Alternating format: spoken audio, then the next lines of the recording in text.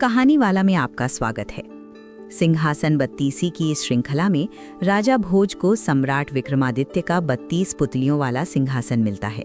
वह जब राजा भोज उस पर बैठने जाता है तभी उस सिंहासन में जड़ी हुई पुतलियां उसे ऐसा करने से रोक देती हैं। वह उसे उस सिंहासन के सम्राट महाराज विक्रमादित्य की कथा सुनाती हैं, जो जुड़ी हैं उसी सिंहासन से। तो चलिए आज की कहानी शुरू करते हैं। अगले दिन राजा भोज अपने शयन कक्ष से उठे। उनके चेहरे पर दृढ़ संकल्प झलक रहा था, मानो आज वे किसी भी स्थिति में उस दिव्य सिंहासन पर विराजमान होकर ही रहेंगे। उन्होंने स्नान किया, पूजा अर्चना की और राजसी वस्त्र धारण किए। सिर पर मुकुट, कंधों पर रेशमी उत्तरीय और आंखों में आत्मविश्वास की चमक लिए वे धीरे धीरे राजसभा की ओर बढ़े। जैसे ही वे सिंहासन के समीप पहुंचे, पूरा दरबार मौन हो गया। सभी की निगाहें उसी अद्भुत सिंहासन पर टिक गईं, जिसके प्रत्येक चरण में रहस्य और चमत्कार छिपा था। राजा भोज ने मन ही मन निश्चय किया, आज मैं अवश्य इस सिंहासन पर बैठूंगा, चाहे कुछ भी हो जाए। वे आगे बढ़े। उनका हृदय तेजी से धड़कने लगा, पर जैसे ही वे बैठने का प्रयास करते, एक अदृश्य शक्ति उन्हें रोक देती। उनके कदम जैसे जम जाते और वे पुनः वहीं ठिठक जाते। उसी क्षण वातावरण में एक दिव्य कंपन उत्पन्न हुआ। सिंहासन की 13वीं पुतली त्रिलोचनी अचानक सजीव हो उठी। उसके मुखमंडल पर तेज था और नेत्रों में गहरी गंभीरता।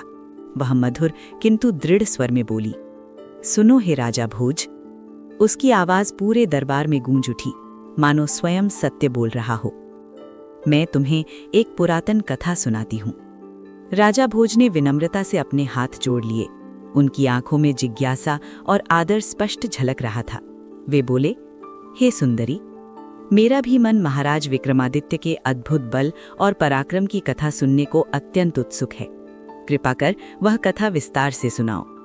त्रिलोचनी ने हल्की मुस्कान के साथ राजा भोज की ओर देखा, मानो वो उनके हृदय की गहराई को परख रही हो। फिर वो गंभीर होकर बोली, हे राजा भोज, इस सिंहासन पर वही चढ़ सकता है जो विक्रमादित्य के समान पराक्रम, साहस और धर्मनिष्ठा रखता हो। यदि तुम सच में उस योग्य हो तो पहले उनकी कथा सुनो और स्वयं निर्णय करो। इतना कहकर त्रिलोचनी ने अपनी कथा आरंभ करने के लिए नेत्र बंद किए और पूरा दरबार एक बार फिर एक नई अद्भुत कहानी सुनने को तैयार हो गया। पुतली त्रिलोचनी ने धीमे स्वर में कहना आरंभ किया। उसकी वाणी में ऐसी गंभीरता थी कि पूरा दरबार एकदम शांत हो गया। पुतली ने कथा आरंभ की। एक दिन की बात है जब आकाश निर्मल था और धरती पर हल्की हल्की धूप बिखरी हुई थी। तभी राजा वीर विक्रमादित्य ने शिकार पर जाने का निश्चय किया। उनका ये निर्णय जैसे ही राजमहल में फैला, तुरंत उनके साथ चलने के लिए वीर योद्धाओं की तैयारियां शुरू हो गईं। राजपूत वीर शौर्य और पराक्रम की प्रतिमूर्ति अपने अपने शस्त्रों से सुसज्जित होकर राजा के साथ चलने को तैयार हो गए। उनके साथ साथ उनके विशेष मुसाहिब और शिकारी भी थे, जिनके पास अद्भुत गति वाले घोड़े थे। ऐसे घोड़े जो मानो पवन से भी तेज दौड़ सकते थे, एक ही दौड़ में हजारों कोस पार कर जाने की क्षमता रखते थे। राजा विक्रमादित्य स्वयं अपने अश्व पर सवार हुए। उनका घोड़ा इतना तेज और चपल था कि लगता था मानो कोई मायावी छाया हो, एक क्षण यहाँ तो दूसरे ही क्षण कहीं और। राजा और शिकारी अपने अपने शिकारी पक्षियों को साथ लाए थे। किसी के हाथ पर बाज, किसी के पास बहली तो किसी के पास शाहीन, जुर्रा, कूही और करगा जैसे तेज और प्रशिक्षित पक्षी। हर पक्षी अपने स्वामी के संकेत का इंतजार कर रहा था। उनकी आंखों में शिकार की तीव्र लालसा झलक रही थी। राजा विक्रमादित्य ने भी एक तेज बाज को अपने हाथ पर बिठाया। वो बाज शांत था, लेकिन उसकी दृष्टि इतनी पैनी थी कि मानो दूर बैठे शिकार को भी भेद सकती हो। इसी बीच मुख्य शिकारी को आदेश पहुंचा, जिसके पास जो भी शिकारी जानवर तैयार हों, वे सभी तुरंत हमारे साथ चलें। आदेश मिलते ही पूरा दल जंगल की ओर प्रस्थान कर गया। कुछ ही समय में वे एक विशाल और घने वन में पहुंचे, जहां चारों ओर हरियाली थी। ऊंचे ऊंचे वृक्ष, झाड़ियों में छिपे रहस्य और वातावरण में एक विचित्र रोमांच। जंगल में पहुंचकर सभी ने अपने अपने शिकारी पक्षियों को उड़ाना शुरू किया। किसी ने बाज को आकाश में छोड़ा तो किसी ने बहरी और शाहीन को शिकार के पीछे दौड़ाया। घोड़ों की टापों की आवाज़, पक्षियों की तीखी चीख और शिकार के पीछे भागते योद्धाओं का उत्साह, पूरा वन मानो जीवंत हो उठा। तभी राजा विक्रमादित्य ने ऊंचे स्वर में आदेश दिया, हे वीरों, इस पूरे वन में खुलकर शिकार करो। मैं स्वयं यहाँ खड़ा होकर तुम्हारा कौशल देखूंगा। उनकी आवाज में उत्साह और चुनौती दोनों थे। फिर उन्होंने आगे कहा, जो सबसे उत्तम शिकार करेगा उसे विशेष इनाम मिलेगा, और जो शिकार नहीं कर पाएगा वो हमारे निकट रहने का अधिकारी नहीं रहेगा। ये सुनते ही सभी के हृदय में जोश की लहर दौड़ गई। सभी ने चारों दिशाओं में अपने अपने शिकारी जानवर छोड़ दिए। बहेलिए भी सक्रिय हो गए। वे अपने जाल और पक्षियों के साथ शिकार में जुट गए।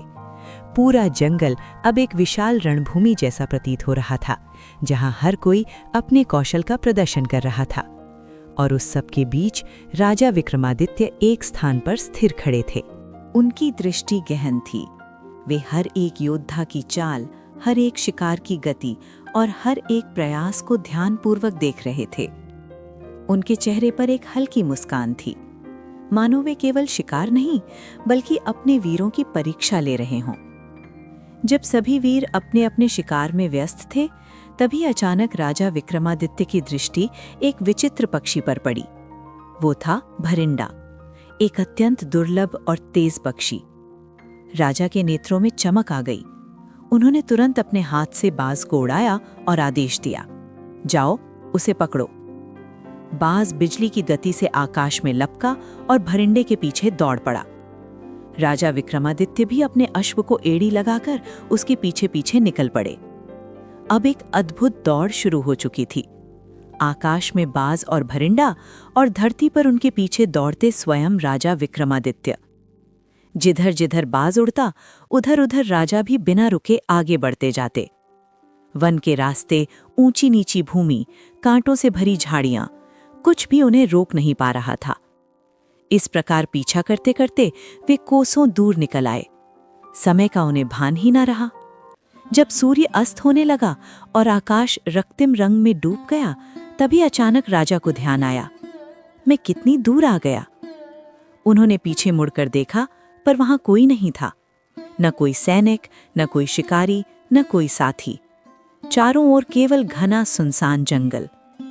उधर राजा की पूरी सेना अपने अपने शिकार के साथ संध्या समय नगर में लौट आई। सबने सोचा राजा अवश्य कहीं और से लौट रहे होंगे, परंतु उन्हें क्या पता था, उनका राजा इस समय अकेला एक अनजाने और भयावह जंगल में भटक रहा था। इधर राजा विक्रमादित्य जंगल में इधर उधर मार्ग खोजते हुए भटक रहे थे। धीरे धीरे अंधेरा गहराने लगा। रात ने अपने काले आंचल से पूरे वन को ढक लिया। हवा में सन्नाटा था और कहीं कहीं से जंगली जानवरों की भयावह आवाजें आ रही थीं। आखिरकार चलते चलते वे एक नदी के किनारे पहुंचे। उन्होंने अपने घोड़े से उतरकर उसे एक झाड़ी से बांधा और स्वयं पास ही बैठ गए। थोड़ी देर के लिए उन्होंने विश्राम करना चाहा। तभी उनकी दृष्टि उस नदी पर पड़ी। वे आश्चर्यचकित रह गए। नदी का जल अचानक बढ़ने लगा था। जैसे जैसे राजा पीछे हटते, वैसे वैसे पानी और उनकी ओर बढ़ता चला आता। ये दृश्य अत्यंत विचित्र और भयावह था। राजा ने ध्यानपूर्वक देखा, और जो उन्होंने देखा वो और भी अधिक चौंकाने वाला था। नदी की बीच धारा में एक मुर्दा बहता चला आ रहा था, और उसके साथ साथ दो अद्भुत और भयानक आकृतियां, एक था बैताल और दूसरा एक योगी। दोनों उस मुर्दे को अपनी अपनी ओर खींच रहे थे, मानो किसी वस्तु के लिए संघर्ष कर रहे हों। दोनों के बीच तीव्र विवाद हो रहा था। योगी क्रोध में बोला, अरे बैताल, तूने पहले ही बहुत से मुर्दे खा लिए हैं। ये मुर्दा मैंने अपने अवसर पर पाया है, इसे छोड़ दे। मैं इसे लेकर अपनी साधना पूर्ण करूंगा। उसकी आंखों में लालसा और अधीरता थी। बैताल ने व्यंग्य से हंसते हुए उत्तर दिया, मुझे मूर्ख मत समझ। मैं कोई ऐसा नहीं हूं जो तेरी बातों में आ जाऊं। ये मेरा आहार है, मैं इसे क्यों छोड़ दूं? उसकी आवाज में क्रूरता और अहंकार झलक रहा था। दोनों के बीच खींचातानी और वाद विवाद बढ़ता जा रहा था। वातावरण और भी भयावह होता जा रहा था। फिर दोनों एक साथ बोले, हाय, इस समय कोई तीसरा पुरुष यहाँ नहीं है जो हमारा न्याय कर सके। तभी योगी ने कुछ सोचकर कहा, हे बैताल, तू मेरी बात ध्यान से सुन। कल प्रातःकाल हम दोनों किसी सभा में चलेंगे और वहां जो न्याय होगा वही हम दोनों स्वीकार करेंगे। उसकी वाणी में एक चालाकी छिपी थी। ये सुनते ही बैताल हल्का सा मुस्कुराया और बोला, सभा? इस घने जंगल में? यहाँ कहाँ कोई सभा है जो हमारा न्याय करेगी? तभी अचानक दोनों की दृष्टि एक ही दिशा में पड़ी। दोनों एक साथ हंस पड़े। देखो, वहां एक मनुष्य खड़ा है। नदी के किनारे चांदनी में एक तेजस्वी आकृति स्पष्ट दिखाई दे रही थी। वे थे स्वयं राजा विक्रमादित्य। उनकी आंखों में न भय था न भ्रम, केवल एक गहरी स्थिरता और धैर्य। बैताल और योगी ने एक दूसरे की ओर देखा और फिर एक साथ बोले, चलो, वहीं हमारा न्याय करेगा। इतना कहकर दोनों उस मुर्दे को लेकर नदी से बाहर निकले और धीरे धीरे किनारे की ओर बढ़े। उनके कदमों के साथ साथ वातावरण और भी गंभीर होता जा रहा था। कुछ ही क्षणों में वे राजा विक्रमादित्य के सामने आ खड़े हुए। राजा ने उन्हें ध्यान से देखा। एक ओर विचित्र और भयानक बैताल और दूसरी ओर साधु वेश में किंतु भीतर से लालसा से भरा योगी। योगी ने विनम्रता का अभिनय करते हुए कहा, महाराज, आप तो धर्म और न्याय के प्रतीक हैं।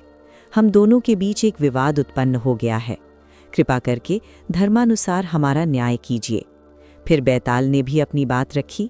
हाँ राजन, आप निष्पक्ष होकर विचार करें और बताएं ये मुर्दा किसका अधिकार है। दोनों ने मिलकर पूरा किस्सा राजा को विस्तार से सुना दिया। कैसे ये मुर्दा उन्हें मिला और क्यों दोनों उसे अपना अधिकार मानते हैं। रात का सन्नाटा और गहरा हो गया। नदी की धारा भी मानो थम सी गई। राजा कुछ क्षण मौन रहे। उनके चेहरे पर गंभीरता थी, आंखों में गहन विचार। ये कोई साधारण निर्णय नहीं था, ये न्याय की परीक्षा थी। चांदनी में राजा विक्रमादित्य का तेजस्वी मुखमंडल और भी दिव्य प्रतीत हो रहा था। दोनों, योगी और बैताल, उनके सामने खड़े थे अपने अपने अधिकार के लिए व्याकुल। तभी योगी ने आगे बढ़कर अपने दोनों हाथ जोड़ लिए और बोला, महाराज, मैं जो कहता हूँ उसे ध्यान लगाकर सुनिए। आप धर्मात्मा हैं, न्याय के ज्ञाता हैं। उसकी वाणी में विनम्रता तो थी, पर भीतर एक छिपी हुई अधीरता भी झलक रही थी। वो आगे कहने लगा, हे राजन, इस बैताल ने पहले ही बहुत से मुर्दे खा लिए हैं। ये जो मुर्दा है, ये मुझे मेरे भाग्य से, मेरे प्रयास से प्राप्त हुआ है, परंतु ये व्यर्थ ही मुझसे विवाद कर रहा है। योगी की आंखों में अब क्रोध की हल्की झलक थी। मैं इसे समझाता हूँ, विनती करता हूँ कि ये मुर्दा मुझे दे दे, जिससे मैं अपनी साधना पूर्ण कर सकूं, पर ये मानता ही नहीं, बल्कि मुझसे कहता है कि मैं ही इसे उसे दे दूं। वो कुछ क्षण रुका, फिर गहरी सांस लेकर बोला, महाराज, ये तो वही वस्तु है जो मैंने अपनी तपस्या के बल पर पाई है। जैसे कोई प्रसाद पाता है, वैसे ही ये मेरे लिए है। फिर ये इसे मुझसे क्यों छीनना चाहता है। ये कहकर योगी ने बैताल की ओर क्रोध भरी दृष्टि डाली, मानो अब भी वो उसे अपने अधिकार से हटाना चाहता हो। राजा विक्रमादित्य अब तक शांत भाव से सब सुन रहे थे। उनकी दृष्टि गहरी थी। वे केवल शब्द नहीं, बल्कि दोनों के मन के भाव भी परख रहे थे। कुछ क्षणों के मौन के बाद राजा ने अपना ध्यान बैताल की ओर मोड़ा और गंभीर स्वर में पूछा, हे बैताल, अब तुम भी अपनी बात स्पष्ट रूप से कहो। राजा की आवाज में न तो कठोरता थी, न पक्षपात, केवल न्याय की निष्पक्षता थी। राजा विक्रमादित्य के प्रश्न सुनकर बैताल हल्का सा मुस्कुराया और अपनी कर्कश किंतु आत्मविश्वास से भरी वाणी में बोला, महाराज, ये योगी बड़ा ही मूर्ख है। उसने योगी की ओर तिरस्कार से देखा, फिर आगे कहा, ये कहता है कि इसने ये मुर्दा अपने परिश्रम से पाया है, पर सत्य तो ये है कि मैं इसे हजारों कोस दूर से खींचता हुआ यहाँ तक लाया हूँ। मैंने इसके लिए असंख्य कष्ट सहे हैं। उसकी आवाज़ में अब पीड़ा और क्रोध दोनों घुल गए थे। और अब जब मेरे आहार का समय आया है, तो ये बीच में आकर इसे मुझसे छीनना चाहता है। ये अन्याय है महाराज, बिल्कुल अन्याय। बैताल ने एक क्षण रुककर राजा की ओर देखा। आप धर्मात्मा राजा हैं, इसलिए मैं अपना निर्णय आपके हाथ में सौंपता हूँ। जो भी आप कहेंगे मुझे स्वीकार होगा। राजा विक्रमादित्य दोनों की बातें बड़े ध्यान से सुन चुके थे। उनकी आंखों में गहन विचार की लहरें उठ रही थीं। कुछ क्षण वे मौन रहे, मानो भीतर ही भीतर धर्म और न्याय के तराजू पर दोनों के पक्ष को तौल रहे हों। फिर उन्होंने धीरे से कहा, तुम दोनों ही अपने अपने स्थान पर बड़े हो और ये विवाद भी साधारण नहीं है। वे थोड़े आगे बढ़े और गंभीर स्वर में बोले, परंतु न्याय करने से पूर्व मैं तुम दोनों से एक प्रसाद चाहता हूं। ये सुनकर योगी और बैताल दोनों एक दूसरे की ओर देखने लगे। उनके चेहरे पर आश्चर्य की झलक थी। योगी ने हल्की मुस्कान के साथ पूछा, महाराज, आप क्या चाहते हैं? राजा ने शांत स्वर में उत्तर दिया, जो कुछ तुम दोनों के पास है उसमें से हमें भी कुछ प्रदान करो, तब हम तुम्हारा न्याय करेंगे। राजा की ये बात सुनते ही योगी के चेहरे पर एक रहस्यमयी मुस्कान उभर आई। वो धीरे से अपनी झोली में हाथ डालता है और उसमें से एक छोटा सा बटुआ निकालकर राजा के हाथों में रख देता है। फिर विनम्र स्वर में कहता है, हे राजन, ये कोई साधारण वस्तु नहीं है। उसकी आंखों में गर्व की चमक थी। इस बटुए से आपको जितना भी धन चाहिए होगा वो स्वयं प्राप्त हो जाएगा, और आश्चर्य की बात यह है कि ये कभी भी खाली नहीं होगा। राजा विक्रमादित्य ने उस बटुए को ध्यान से देखा। वो छोटा था, साधारण प्रतीत होता था, पर उसके भीतर एक असीम शक्ति छिपी थी। अब राजा के हाथ में वो अद्भुत बटुआ था और सामने खड़े थे एक योगी और बैताल। बैताल ने हल्की हंसी के साथ कहा, राजा, मैं भी तुम्हें एक वरदान देता हूं। उसकी आंखों में एक रहस्यमयी चमक थी। ये मोहनी तिलक ले लो। जब भी तुम इसे घिसकर अपने मस्तक पर लगाओगे तब समस्त संसार तुम्हारे वश में हो जाएगा। तुम्हारे सामने कोई टिक नहीं पाएगा। अब राजा विक्रमादित्य के पास दो अद्भुत वस्तुएं थीं। एक असीम धन देने वाला बटुआ और दूसरा सबको वश में करने वाला मोहनी तिलक। दोनों ने अपना अपना प्रसाद राजा को दे दिया। राजा ने शांत भाव से दोनों को स्वीकार किया, पर उनके मन में न लोभ था न अहंकार, केवल धर्म और न्याय की भावना। अब समय था निर्णय का। राजा विक्रमादित्य ने गंभीर स्वर में कहा, सुनो बैताल। दोनों की दृष्टि तुरंत उनकी ओर उठ गई। तू इस मुर्दे को छोड़ दे और मेरे घोड़े को खा ले। ये सुनते ही दोनों एक क्षण के लिए चौंक उठे। राजा ने आगे कहा, इससे तू भूखा भी नहीं रहेगा और योगी का कार्य भी बाधित नहीं होगा। इस प्रकार दोनों का हित हो जाएगा। यही धर्म है, यही न्याय। राजा के शब्दों में इतनी स्पष्टता और संतुलन था कि दोनों ही निरुत्तर हो गए।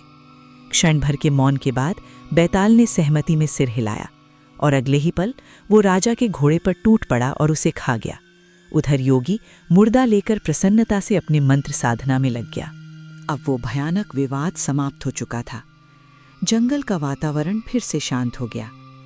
राजा विक्रमादित्य ने तुरंत अपने वीरों को स्मरण किया और वे दोनों, अज्ञा और कोयला बेताल, आदेश पाकर वहां आ पहुंचे। राजा के आदेश पर उन दोनों ने महाराज को एक नया अश्व प्रदान किया, जिससे राजा बिना किसी दुविधा के अपने नगर जा सकें। राजा विक्रम ने उस फुर्तीले अश्व से अपने नगर की ओर प्रस्थान किया। रास्ते में चलते हुए अचानक एक निर्धन भिखारी उनके सामने आ गया। वो कांपता हुआ डरते डरते बोला, महाराज, मैं आपके नगर में बहुत दिनों से रह रहा हूं, परंतु मेरा कोई भी कार्य सिद्ध नहीं हुआ। मैं अत्यंत दरिद्र हूं। उसकी आंखों में विनती थी और स्वर में पीड़ा। आज मैं आपसे कुछ मांगता हूं, कृपा करके मेरी सहायता कीजिए। राजा विक्रमादित्य ने बिना एक क्षण सोचे अपने हाथ में रखा वो चमत्कारी बटुआ निकाला और उसे उस भिखारी के हाथ में दे दिया। इतनी अनमोल वस्तु राजा ने बिना संकोच उसे दान कर दिया। राजा ने मुस्कुराकर कहा, ये बटुआ तुम्हें असीम धन देगा। तुम्हारी दरिद्रता अब समाप्त हो जाएगी। भिखारी की आंखों से आंसू बह निकले। उसने राजा को बार बार प्रणाम किया। महाराज, आपकी कृपा मैं कभी नहीं भूलूंगा। वो आशीर्वाद देता हुआ अपने घर की ओर चला गया और उधर राजा विक्रमादित्य अपने महल लौट आए। उनके चेहरे पर वही शांति थी, मानो उन्होंने कुछ खोया नहीं बल्कि धर्म को और ऊंचा उठा दिया हो। त्रिलोचनी ने अपनी कथा समाप्त करते हुए राजा भोज की ओर गहरी दृष्टि से देखा। उसके मुख पर एक गंभीर तेज था और स्वर में अंतिम निर्णय की कठोरता। सुनो राजा भोज। उसकी वाणी पूरे सभा मंडप में गूंज उठी। ऐसा दानी, ऐसा साहसी और ऐसा धर्मनिष्ठ वही हो सकता है जो इस सिंहासन पर बैठने का अधिकारी हो। यदि तुम में ये गुण नहीं है तो इस सिंहासन पर बैठना तुम्हारे लिए पाप होगा। इतना कहकर त्रिलोचनी पुतली पुनः स्थिर हो गई, मानो उसने अपना कर्तव्य पूर्ण कर लिया हो। राजा भोज कुछ क्षण वहीं खड़े रह गए। उनके मन में अनेक विचार उमड़ने लगे। विक्रमादित्य का त्याग, उनका न्याय, उनका धैर्य, सब कुछ उनके हृदय को भीतर तक छू गया था। परंतु राजा भोज भी दृढ़ संकल्प के धनी थे। नई सुबह राजा भोज अपनी आंखों में आत्मविश्वास की चमक लिए धीरे धीरे राजसभा की ओर बढ़े। जैसे ही वे सिंहासन के समीप पहुंचे, पूरा दरबार मौन हो गया। सभी की निगाहें उसी अद्भुत सिंहासन पर टिक गईं, जिसके प्रत्येक चरण में रहस्य और चमत्कार छिपा था। राजा भोज सिंहासन की ओर बढ़े। उसी क्षण वातावरण में एक दिव्य कंपन उत्पन्न हुआ। सिंहासन की 14वीं पुतली त्रिलोचना अचानक सजीव हो उठी। पुतली सजीव होकर मंद मुस्कान के साथ बोली, हे राजा भोज, पहले वो कथा सुनो जो मैं कहती हूँ। ये सुनते ही राजा भोज का हृदय श्रद्धा से भर उठा। उन्होंने तुरंत अपने चरणों के नीचे एक स्वच्छ आसन बिछाया और अत्यंत विनम्रता से उस पर बैठ गए। अब उनके भीतर न राजसी अभिमान था, न अधिकार का भाव। वे केवल एक जिज्ञासु श्रोता थे जो सत्य को जानने के लिए तत्पर था। पुतली ने संतोष भरी दृष्टि से उनकी ओर देखा और कथा आरंभ की। एक दिन उज्जैनी के महाराज वीर विक्रमादित्य अपने दरबार में विराजमान थे। उनके मुख पर गंभीरता थी, मानो वे किसी महान संकल्प को मन में धारण किए हुए हों। कुछ क्षण बाद उन्होंने अपने प्रधान को बुलवाया। प्रधान आदरपूर्वक उपस्थित हुआ, हाथ जोड़कर बोला, महाराज आज्ञा करें। राजा विक्रमादित्य ने दृढ़ और शांत स्वर में कहा, हम एक ऐसा महान यज्ञ करना चाहते हैं जिससे अपार पुण्य प्राप्त हो और लोक पर लोक दोनों का कल्याण हो। ये सुनते ही प्रधान के नेत्रों में उत्साह चमक उठा। उसने तुरंत आदेश का पालन करना आरंभ किया। चारों दिशाओं में निमंत्रण भेजे जाने लगे। कर्नाटक, गुजरात, कश्मीर, कंबोज, तेलंगाना, जहां-जहां तक इस महान सम्राट की कीर्ति पहुंची थी, वहां-वहां संदेश पहुंचा। सभी विद्वान ब्राह्मणों को सादर बुलाया गया। 7 द्वीपों के राजाओं को निमंत्रण भेजा गया। पूरा आर्यावर्त इस दिव्य यज्ञ की तैयारी में डूब गया। लेकिन राजा विक्रमादित्य का संकल्प यहीं समाप्त नहीं हुआ। उन्होंने सोचा, जब यज्ञ इतना महान है तो इसमें केवल पृथ्वी के लोग ही क्यों सम्मिलित हों, देवता और अन्य शक्तियां भी इसमें उपस्थित हों। तभी उन्होंने अपने वीरों अगिया और कोयला बेताल को बुलाकर आदेश दिया, तुम स्वर्ग जाओ और देवताओं को हमारा निमंत्रण दो। फिर उन्होंने एक तेजस्वी ब्राह्मण को अपने पास बुलाया। उसके मुख पर तपस्या का तेज था। राजा ने उससे कहा, तुम समुद्र देव के पास जाओ और हमारी ओर से उन्हें दंडवत प्रणाम करना। फिर निवेदन करना कि राजा विक्रमादित्य एक महान यज्ञ का आरंभ कर रहे हैं और वे आपको अत्यंत श्रद्धा और विनम्रता के साथ उसमें आमंत्रित करते हैं। ब्राह्मण ने सिर झुकाकर आज्ञा स्वीकार की और तुरंत यात्रा पर निकल पड़ा। वो चलता रहा, घने वनों को पार करता हुआ, ऊंचे पर्वतों को लांघता हुआ। दिन बीतते गए पर उसका संकल्प अडिग रहा। अंततः कई दिनों की कठिन यात्रा के बाद वो समुद्र के तट पर पहुंचा। उसने चारों ओर दृष्टि डाली, पर वहां कोई मनुष्य दिखाई नहीं दिया। केवल अथाह जलराशि, गर्जन करती लहरें और अनंत विस्तार। ब्राह्मण कुछ क्षण के लिए ठिठक गया। उसके मन में विचार उठा, मैं यहाँ अपना संदेश किसे सुनाऊं? वो गहरे चिंतन में डूब गया। तुरंत ही उसके भीतर कर्तव्य की ज्योति प्रज्वलित हुई। उसने दृढ़ निश्चय किया, मुझे किसी भी प्रकार राजा विक्रमादित्य का निमंत्रण पहुंचाना ही होगा। जैसे ही उसके मन में ये संकल्प दृढ़ हुआ, उसी क्षण एक अद्भुत घटना घटी। उसके सामने एक वृद्ध ब्राह्मण के रूप में स्वयं समुद्रदेव प्रकट हो गए। उनका स्वर गंभीर और गूंजता हुआ था। समुद्रदेव बोले, हे ब्राह्मण, राजा विक्रमादित्य ने हमें किस हेतु बुलाया है? ब्राह्मण ने तुरंत हाथ जोड़कर प्रणाम किया और विनम्रता से कहा, हे समुद्रदेव, महाराज विक्रमादित्य एक महान यज्ञ का आयोजन कर रहे हैं। वे आपको अत्यंत श्रद्धा और विनम्रता के साथ उसमें आमंत्रित करते हैं। समुद्रदेव कुछ क्षण मौन रहे। उनके मुख पर गंभीरता छा गई। फिर वे बोले, मैं अवश्य आना चाहता हूँ, परंतु यदि मैं यहाँ से चलूं तो मेरे साथ अनेक नगर जलमग्न हो जाएंगे। असंख्य प्राणियों का विनाश हो जाएगा। उनकी वाणी में करुणा और उत्तरदायित्व दोनों झलक रहे थे।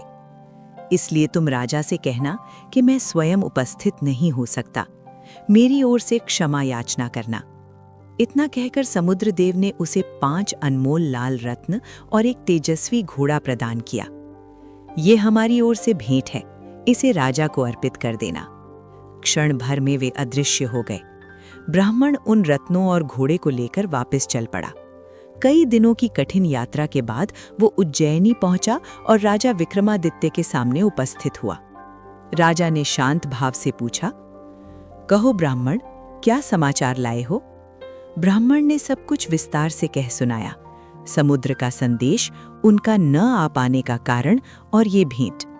राजा विक्रमादित्य ने ध्यानपूर्वक सब सुना और फिर मुस्कुराकर बोले, ब्राह्मण, ये रत्न और ये घोड़ा तुम ही रख लो, ये तुम्हें हमसे प्राप्त हुए हैं। ये सुनते ही पूरा दरबार स्तब्ध रह गया। इतनी अमूल्य वस्तुएं जिनकी कीमत कई राज्यों के बराबर थी, राजा ने बिना एक क्षण सोचे दान कर दी। ब्राह्मण की आंखों में कृतज्ञता के आंसू भर आए। ये कथा सुनाकर त्रिलोचनी पुतली ने राजा भोज की ओर देखा और गंभीर स्वर में कहा, सुनो राजा भोज, ऐसे महान दानी थे राजा विक्रमादित्य। इतना मूल्यवान पदार्थ भी उन्होंने बिना विलंब दान कर दिया, परंतु तुम अभी भी माया के बंधन से मुक्त नहीं हो पाए हो। इस सिंहासन के योग्य तुम नहीं हो। राजा भोज कुछ क्षण मौन रह गए। उनके मन में गहरी हलचल उठ रही थी। इस प्रकार वो दिन भी बीत गया। अगले दिन प्रातःकाल राजा भोज फिर उठे। स्नान ध्यान कर वे पुनः उसी दृढ़ निश्चय के साथ सिंहासन की ओर बढ़े। जैसे ही वे आगे बढ़े, तभी एक और पुतली अनूपवती सजीव उठी। उसने गंभीर स्वर में कहा, सुनो राजा भोज, राजा विक्रमादित्य के गुण इतने महान हैं कि उन्हें पूर्णतः कहना संभव नहीं। राजा भोज ने उत्सुकता से कहा, तुम निःसंकोच कहो, मेरा मन उनकी कथा सुनने को अत्यंत उत्सुक है। जैसा हुआ है वैसा ही कहो, तुम्हें कोई दोष नहीं होगा। अनूपवती ने शांत स्वर में कहा, तो सुनो, ध्यान से सुनो। एक दिन की बात है। महाराज विक्रमादित्य अपने दरबार में विराजमान थे। दरबार सजा हुआ था। विद्वान, मंत्री और सभासद अपनी अपनी जगह पर उपस्थित थे। तभी एक विद्वान ब्राह्मण वहां आया। उसके चेहरे पर तेज था और वाणी में गहराई। उसने आदरपूर्वक प्रणाम किया और राजा के समक्ष एक श्लोक पढ़ा। उस श्लोक का भाव था, जो व्यक्ति अपने मित्र के साथ विश्वासघात करता है, वो तब तक नरक की यातना भोगता है जब तक इस सृष्टि में सूर्य और चंद्रमा विद्यमान है। ये सुनते ही राजा विक्रमादित्य का हृदय भीतर तक स्पर्शित हो गया। उनके चेहरे पर प्रसन्नता के साथ साथ गंभीरता भी आ गई। उन्होंने तुरंत उस ब्राह्मण को 1,00,000 स्वर्ण मुद्राएं दान में दे दी। फिर शांत स्वर में बोले, हे विद्वान, इस श्लोक का गूढ़ अर्थ मुझे विस्तार से समझाओ। इसके पीछे कौन सी कथा छिपी है? ब्राह्मण ने सिर झुकाया और कहना आरंभ किया, महाराज, एक समय की बात है। एक राजा था, परंतु अत्यंत अज्ञानी। उसकी रानी अत्यंत सुंदर थी, इतनी कि वो उसके प्राणों से भी अधिक प्रिय थी। जब वो सभा में बैठता तो रानी को भी अपने साथ ही बैठा लेता। जब वो शिकार पर जाता तो उसे दूसरे घोड़े पर बिठाकर साथ ले जाता। जागना, सोना, खाना, पीना सब कुछ साथ ही होता था। परंतु उसका ये व्यवहार मर्यादा के विरुद्ध था। वो इतना अज्ञानी था कि उसे न लोकलाज का ध्यान था, न राजधर्म का। वो रानी को हर समय सबके सामने रखता, बिना ये सोचे कि ये आचरण उचित है या नहीं। एक दिन उसका प्रधानमंत्री उचित अवसर देखकर उसके सामने आया। उसने हाथ जोड़कर, सिर झुकाकर विनम्रता से कहा, स्वामी, यदि आप मुझे जीवन दान दें तो मैं एक बात कहूं। राजा ने सहज भाव से कहा, निडर होकर कहो। प्रधान ने धीमे लेकिन स्पष्ट स्वर में कहा, महाराज, रानी के प्रति आपका प्रेम उचित है, परंतु इस प्रकार सार्वजनिक रूप से उनके साथ रहना राजकुल की मर्यादा के अनुरूप नहीं है। राजा थोड़ा चौंका, परंतु ध्यान से सुनता रहा। प्रधान ने आगे कहा, देश देश के राजा आपकी रानी की सुंदरता के चर्चे करते हैं। आपका ये आचरण लोक में निंदा का कारण बन सकता है। फिर उसने समाधान सुझाया, यदि आपको रानी से इतना ही प्रेम है तो एक सुंदर चित्र बनवाइए और उसे अपने पास रखिए। इससे आपका स्नेह भी बना रहेगा और मर्यादा भी बनी रहेगी। प्रधान की बात राजा के मन को छू गई। कुछ क्षण विचार करने के बाद उसने कहा, ठीक है, जैसा तुम कहते हो वैसा ही होगा। तुरंत एक कुशल चित्रकार को बुलाने का आदेश दिया गया। कुछ ही देर में चित्रकार दरबार में उपस्थित हुआ। वो साधारण चित्रकार नहीं था, वो ज्योतिष विद्या में भी अत्यंत निपुण था। उसकी आंखों में गहराई थी, मानो वो केवल रूप ही नहीं बल्कि भाग्य को भी पढ़ सकता हो। दरबार में उपस्थित उस चित्रकार ने सिर झुकाकर राजा की आज्ञा स्वीकार की। महाराज, जैसा आप चाहें, मैं रानी का ऐसा चित्र बनाऊंगा जिसे आप सदा अपने सम्मुख रख सकें। वो विनम्रता से वहां से विदा हुआ और अपने घर लौट आया। अब उसके सामने केवल एक कार्य था, ऐसा चित्र बनाना जो केवल रूप न हो बल्कि जीवंत प्रतीत हो। उसने चित्र बनाना आरंभ किया।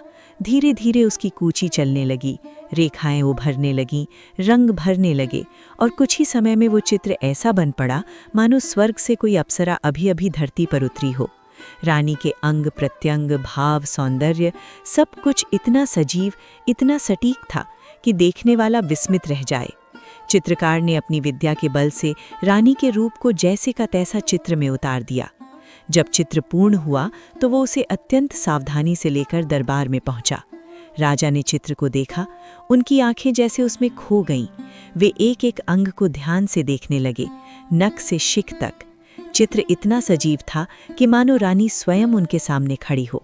राजा अत्यंत प्रसन्न हुए, पर तभी उनकी दृष्टि अचानक रानी की दाहिनी जांघ पर पड़ी। वहां एक छोटा सा तिल बना हुआ था। राजा के चेहरे का भाव एक क्षण में बदल गया। उनके मन में संशय की अग्नि भड़क उठी। इस चित्रकार ने ये तिल कैसे देखा? उनका हृदय संदेह से भर गया। क्या इसका रानी से कोई संबंध है? क्या इसने रानी को इतने समीप से देखा है? ये विचार आते ही उनका क्रोध उग्र हो उठा। क्षण भर में उनकी प्रसन्नता क्रोध में बदल गई। उन्होंने तुरंत दीवान की ओर देखा और कठोर स्वर में कहा, उस चित्रकार को तुरंत हमारे सामने प्रस्तुत किया जाए। आदेश मिलते ही चित्रकार को बुलाया गया। वो मन ही मन प्रसन्न था। उसे लगा कि राजा उसके कार्य से प्रसन्न होकर उसे इनाम देंगे। वो विनम्रता से दरबार में उपस्थित हुआ, सिर झुकाकर खड़ा हो गया। परंतु अगले ही क्षण जो हुआ उसने पूरे वातावरण को स्तब्ध कर दिया। राजा ने बिना कुछ पूछे सीधे जल्लाद को बुलाने का आदेश दिया। उनकी आवाज में कठोरता थी, इस चित्रकार की गर्दन काट दी जाए और इसकी आंखें निकालकर हमारे सामने प्रस्तुत की जाएं। ये सुनते ही दरबार में सन्नाटा छा गया। चित्रकार के चेहरे से रक्त उतर गया। वो समझ ही नहीं पाया कि उसका अपराध क्या है। क्षण भर पहले जो इनाम की आशा लेकर आया था, अब मृत्यु उसके सामने खड़ी थी। जब चित्रकार को मृत्यु के लिए ले जाया जा रहा था, तभी प्रधानमंत्री भी चुपचाप उनके पीछे पीछे निकल पड़ा। दरबार से बाहर आते ही उसने जल्लाद को रोका और धीमे स्वर में कहा, इसे मुझे सौंप दो और तुम किसी हिरण की आंखें निकालकर राजा के पास ले जाओ। जल्लाद, जो प्रधान का आज्ञाकारी था, उसने बिना विरोध किए चित्रकार को उसके हवाले कर दिया। प्रधान ने चित्रकार को तुरंत वहां से हटाकर एक सुरक्षित स्थान पर छिपा दिया। उसके मन में गहरी वेदना थी। वो सोचने लगा, कैसा राजा है ये? ऐसा मूर्ख राजा न कभी देखा न सुना, जो गुणवान पुरुषों को बिना अपराध के ही मार डालना चाहता है। उसके हृदय में क्षोभ था। यदि किसी गुणी से भूल हो भी जाए तो उसे दंड देकर या राज्य से निकाल दिया जाता है, परंतु बिना दोष के प्राण लेना ये कहाँ का न्याय है? वो मन ही मन राजा के व्यवहार पर खिन्न हो उठा। राजाओं की वाणी में अमृत होता है, परंतु उनके मन में कभी कभी विष भी छिपा होता है। कहते कुछ हैं और करते कुछ और हैं। इन विचारों के बीच भी वो सावधानी बरत रहा था, क्योंकि राजा का भय भी उसके मन में था। उधर जल्लाद ने हिरण की आंखें निकालकर राजा के सामने प्रस्तुत कर दी। महाराज, आज्ञा के अनुसार कार्य पूर्ण कर दिया गया है। राजा ने उन आंखों की ओर देखा और कठोर स्वर में कहा, इन्हें ले जाकर गंदगी में फेंक दो। और इस प्रकार वो घटना वहीं समाप्त हो गई, कम से कम बाहर से देखने पर। दिन बीतते गए। कुछ समय पश्चात एक दिन राजा का पुत्र अकेले ही शिकार के लिए वन में निकल पड़ा। युवावस्था का उत्साह, साहस और रोमांच उसके भीतर उमड़ रहा था। चलते चलते वो एक अत्यंत घने और विशाल वन में पहुंच गया। अचानक उसकी दृष्टि सामने पड़ी। एक भयंकर सिंह उसकी ओर देख रहा था। राजकुमार का हृदय भय से कांप उठा। उसने तुरंत अपने घोड़े को वहीं छोड़ दिया और जान बचाने के लिए पास के एक ऊंचे वृक्ष पर चढ़ गया। उसका शरीर कांप रहा था, श्वास तेज हो गई थी, पर जैसे ही वो ऊपर पहुंचा, उसकी आंखें और भी भय से फैल रहीं। उस वृक्ष की डाल पर पहले से ही एक रीछ बैठा हुआ था। अब नीचे सिंह और ऊपर रीछ। राजकुमार चारों ओर से संकट में घिर चुका था। उसके हाथ पांव कांपने लगे। उसका हृदय भय से धड़क उठा, मानो अभी वो संतुलन खोकर नीचे गिर पड़ेगा। पर तभी रीछ ने शांत और गंभीर स्वर में कहा, हे कुंवर, भय मत करो, मैं तुम्हें कोई हानि नहीं पहुंचाऊंगा। तुम मेरी शरण में आए हो और मैंने तुम्हें जीवन दान दिया है। उसकी वाणी में आश्वासन था, एक अद्भुत करुणा थी। अब निश्शंक होकर यहाँ बैठो, तुम सुरक्षित हो। ये सुनते ही राजकुमार के भीतर जैसे प्राण लौट आए। उसका भय कुछ शांत हुआ और वो धीरे धीरे उसी शाखा पर बैठ गया। दिन बीत गया और धीरे धीरे रात ने उस वन को अपने अंधकार में ढक लिया। नीचे वही भयंकर सिंह अब भी वृक्ष के नीचे बैठा था। उसकी आंखें अंधेरे में चमक रही थीं। तभी रीछ ने कहा, राजपुत्र, अब रात हो गई है और ये शत्रु नीचे बैठा है। ऐसे समय में सो जाना उचित नहीं, हम दोनों को बारी बारी से जागना चाहिए। राजकुमार ने सहमति में सिर हिलाया, ठीक कहते हो। रीछ ने योजना बनाई, पहले आधी रात तुम सो जाओ, मैं पहरा दूंगा, और फिर बाद में मैं विश्राम करूंगा, तुम जागना। राजकुमार ने कहा, अच्छा, ऐसा ही होगा। दोनों के बीच ये समझौता हो गया। कुछ ही क्षणों में थकान से चूर राजकुमार गहरी नींद में सो गया और रीछ सतर्क होकर पहरा देने लगा। तभी नीचे बैठे सिंह ने धीरे से सिर उठाया और रीछ से कहा, सुनो, तुम बड़े मूर्ख हो। उसकी आवाज में छल और धूर्तता थी। ये मनुष्य हमारा भोजन है, तुम क्यों व्यर्थ में दया दिखा रहे हो? वो आगे बोला, इसे नीचे गिरा दो, हम दोनों मिलकर इसे खा लेंगे। सिंह की आंखों में भूख चमक रही थी। वो आगे बोला, सोचो, जब ये जागेगा और तुम सोओगे तो ये तुम्हें मार सकता है। मनुष्य पर विश्वास करना मूर्खता है। ये अवसर फिर नहीं मिलेगा। अभी इसे नीचे गिरा दो, वरना बाद में पछताओगे। पर रीछ शांत था। उसके भीतर धर्म की दृढ़ता थी। उसने दृढ़ स्वर में उत्तर दिया, अरे मूर्ख सिंह, मैं अपने ऊपर इतना बड़ा अपराध क्यों लूं? उसकी आवाज अब कठोर हो गई। जो व्यक्ति अपनी शरण में आए हुए का विश्वास तोड़ता है, वो महापाप करता है। वो आगे बोला, गुरु से झूठ बोलना, राजा के साथ विश्वासघात करना, वृक्षों को काटना, निर्दोष जीवों को मारना, ये सभी पाप हैं। परंतु शरणागत का विश्वास तोड़ना, ये तो सबसे बड़ा पाप है। रीछ की आंखों में धर्म की ज्योति जल रही थी। इस राजपुत्र ने मेरी शरण ली है, मैं इसे किसी भी स्थिति में धोखा नहीं दूंगा। सिंह ये सुनकर क्रोधित हो उठा। उसकी आंखें और भयंकर हो गईं। वो गुर्रा कर बोला, तूने मेरी बात नहीं मानी, अब मैं तुझे जीवित नहीं छोड़ूंगा। वन का वातावरण और भी भयावह हो गया। रात का आधा पहर बीत चुका था। अब जागने की बारी राजपुत्र की थी। वो धीरे धीरे उठ बैठा और रीछ अपनी प्रतिज्ञा निभाकर निश्चिंत होकर सो गया। राजपुत्र वृक्ष की शाखा पर बैठा पहरा देने लगा। नीचे वही सिंह अब भी घात लगाए बैठा था।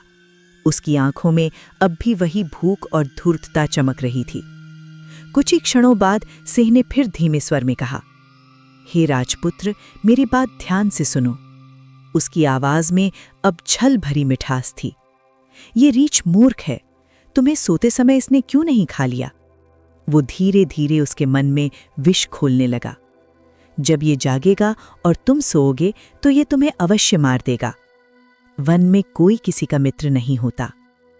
राजपुत्र का मन डगमगाने लगा। सिंह ने अवसर देखकर और उकसाया, यदि तुम बुद्धिमान हो तो अभी इसी समय इसे नीचे गिरा दो।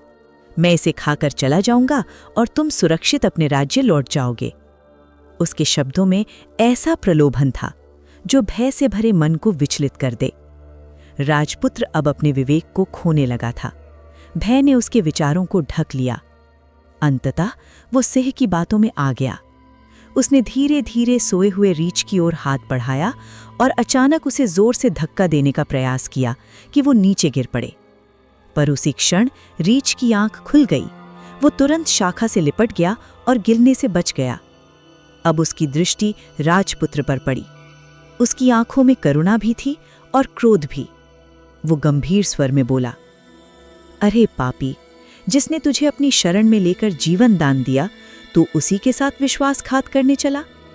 उसकी वाणी में गहरा दुख था। मैंने तेरी रक्षा की और तू मुझे ही मारने को तैयार हो गया। ये सुनते ही राजपुत्र के प्राण सूख गए। उसका शरीर कांपने लगा। उसे अपनी भूल का भान हो गया, पर अब बहुत देर हो चुकी थी। उसके भय का प्रभाव इतना गहरा था कि वो वहीं डर के मारे जड़ हो गया। उसकी वाणी जैसे बंद हो गई, वो गूंगा सा हो गया और उसके कान भी जैसे सुनने से इनकार करने लगे। वो बहरे समान हो गया।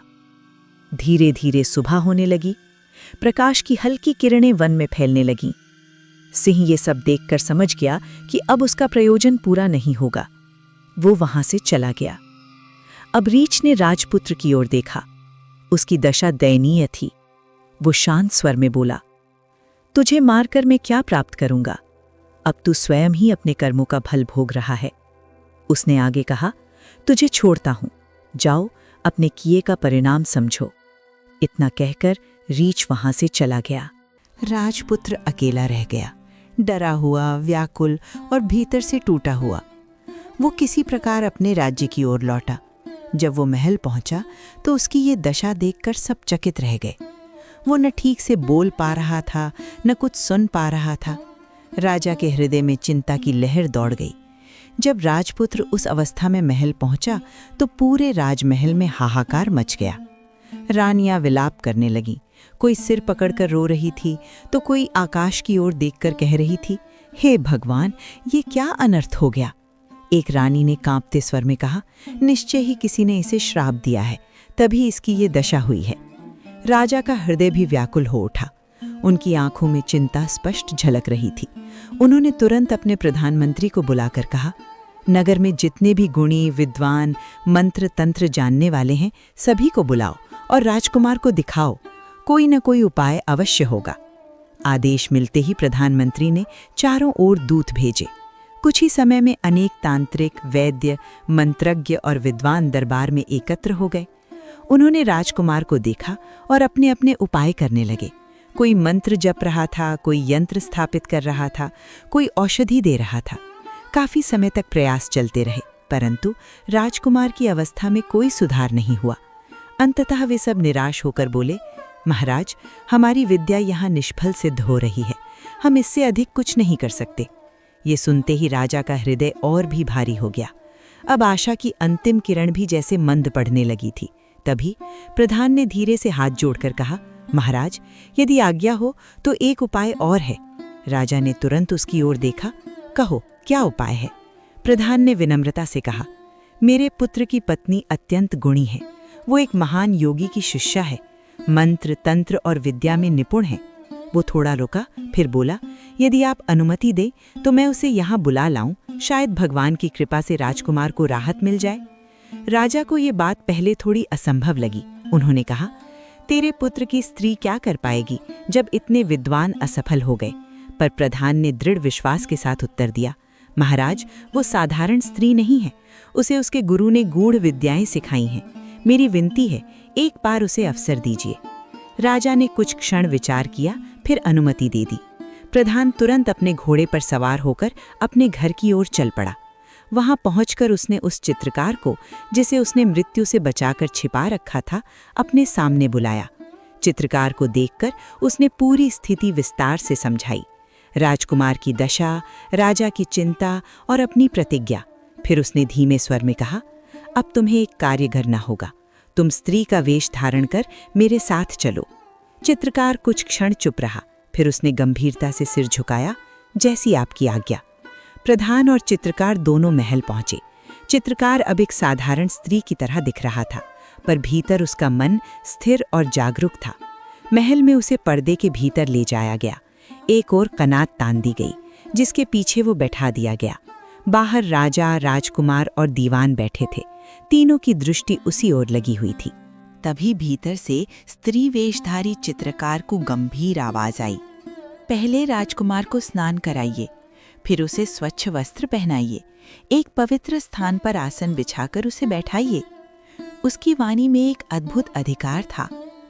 फिर उससे कहिए कि वो सावधान होकर बैठे और जो मंत्र मैं कहूं उसे ध्यान से सुने। आदेश का तुरंत पालन किया गया। राजकुमार को स्नान कराकर स्वच्छ वस्त्र पहनाकर एक पाट पर बैठाया गया। वो अब भी मौन था। उसकी आंखों में भय और शून्यता थी। तभी कनात के भीतर से फिर स्वर गूंजा, सुनो राजकुमार, अब उसकी वाणी में केवल आदेश नहीं बल्कि गहराई और चेतावनी थी। जो दगा करता है, जो विश्वासघात करता है, उसका अंत सदैव विनाश में होता है। वातावरण गंभीर हो गया। रामायण में देखो, रावण जैसा बलवान भी अपने कर्मों से नष्ट हुआ। उसने छल किया, अधर्म किया और अंततः अपना राज्य और कुल दोनों खो दिए। कुछ क्षण का मौन, फिर स्वर और कठोर हो गया। भस्मासुर को देखो, उसने तपस्या कर वरदान पाया, पर उसी वरदान का दुरुपयोग करने चला और उसी क्षण भस्म हो गया। अब बात सीधी राजकुमार की ओर मुड़ी। और तुमने क्या किया? राजकुमार के भीतर जैसे हलचल होने लगी। जिस रीछ ने तुम्हें शरण दी, तुम्हारी रक्षा की, तुम उसी को नीचे गिराने चले। उसके शब्द तीर की तरह चुभ रहे थे। ये विश्वासघात है और इसका फल तुम्हें भोगना ही था। राजकुमार का शरीर कांपने लगा, फिर आवाज कुछ धीमी हुई। परंतु इसमें तुम्हारा दोष पूरा नहीं है। बाहर बैठे राजा चौंक उठे। जैसा बीज बोया जाता है वैसा ही फल मिलता है। अब बात सीधे राजा की ओर संकेत कर रही थी। तुम्हारे पिता ने भी एक निर्दोष के साथ अन्याय किया है। एक गुणी पुरुष पर संदेह करके उसे दंड देना चाहा। राजा का हृदय धक से रह गया। उसी पाप का फल आज तुम भोग रहे हो। ये सुनते ही वातावरण जैसे स्थिर हो गया और उसी क्षण राजकुमार के भीतर कुछ टूट गया, या शायद कुछ जाग गया।